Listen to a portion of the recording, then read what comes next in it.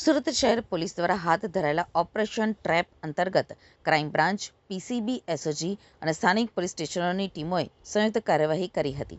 આ અભિયાન દરમિયાન ચોરી, લૂંટ, હત્યાના પ્રયાસ, મારામારી, અપહરણ, પોક્સો ખંડણી અને ગુજસી ટોક જેવા ગંભીર ગુનાઓમાં સંડોવાયેલા આરોપીઓને ઝડપી પાડવામાં આવ્યા છે. પોલીસના જણાવ્યા અનુસાર આ ઓપરેશન સતત 100 દિવસ સુધી ચલાવવામાં આવ્યું હતું. આ દરમિયાન મહારાષ્ટ્ર, ઉત્તર પ્રદેશ અને બિહાર સહિતના વિવિધ રાજ્યોમાં દરોડા પાડી લાંબા સમયથી પોલીસ પકડથી દૂર રહેલા આરોપીઓને શોધી કાઢવામાં આવ્યા હતા. આ ઓપરેશનમાં સુરત ક્રાઇમ બ્રાન્ચે સૌથી વધુ 82 આરોપીઓની ધરપકડ કરી છે, જ્યારે એસઓજી 21 આરોપીઓને ઝડપી પાડ્યા છે. અન્ય પોલીસ સ્ટેશનો અને વિવિધ યુનિટોએ મળીને કુલ 243 આરોપીઓને કાયદાના સકંજામાં લીધા છે.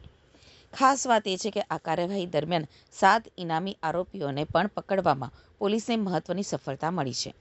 સુરત પોલીસે આ ઓપરેશનને ગુનાખોરી સામેની મોટી કાર્યવાહી ગણાવી છે અને આગામી સમયમાં પણ આવા અભિયાન ચાલુ રાખવાની તૈયારી દર્શાવી છે. ઓપરેશન ટ્રેપની આ સફળતા સુરત પોલીસ માટે મોટી સિદ્ધિ માનવામાં આવી રહી છે. લાંબા સમયથી ફરાર ગંભીર ગુનાઓના આરોપીઓની ધરપકડથી શહેરમાં કાયદો અને વ્યવસ્થાની સ્થિતિ વધુ મજબૂત બનવાની આશા વ્યક્ત કરવામાં આવી રહી છે.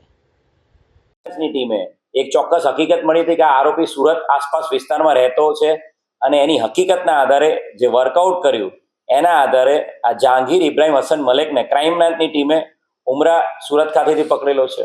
ખૂબ મોટી સફળતા સુરત શહેરને, સુરત શહેર પોલીસના તમામ યુનિટને મળી છે. સુરત શહેર પોલીસ કમિશનર અનુપમસિંહ ગેહલોત સાહેબના માર્ગદર્શન હેઠળ અને માનનીય નાયબ મુખ્યમંત્રી હર્ષ સંઘવી સાહેબ અને ડીજીપી શ્રી જીએસ મલિક સાહેબના માર્ગદર્શન આખું ઓપરેશન 100 દિવસનું ઓપરેશન ટ્રેપ ચલાવવામાં આવ્યું હતું અને 243 આરોપી પકડી પાડવામાં આવ્યા છે. અને આ ઓપરેશનમાં હજુ પણ સમગ્ર દેશમાં અલગ અલગ ટીમો મોકલીને વધુ આરોપી પકડી પાડવા માટે મહેનત ચાલુ છે.